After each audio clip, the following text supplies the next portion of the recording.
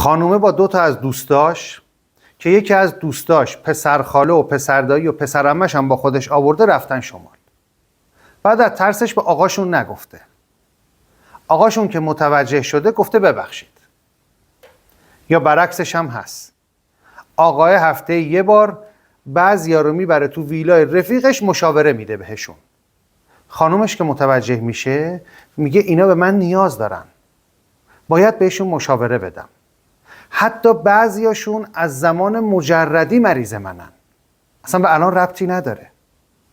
بحثشون که خورده بالا گرفته یه چند تا حرف ناسزا و دشنام هم به خانومش داده. بعد که خانوم قهر کرده رفته پیامک زده ببخشید. نه عزیزم، ببخشید و معذرت میخوام مال هر جایی نیست. یه وقت تو خیابون با کسی تنه به تنه میشی میتونی بگی ببخشید. یا مثل من سر نهار حواس همکارت نیست، پرته، یه تیکه از گوشتش برمیداری میخوری. وقتی متوجه میشه میگی ببخشید. همین. پس ببخشید و معذرت میخوام مال هر جایی نیست.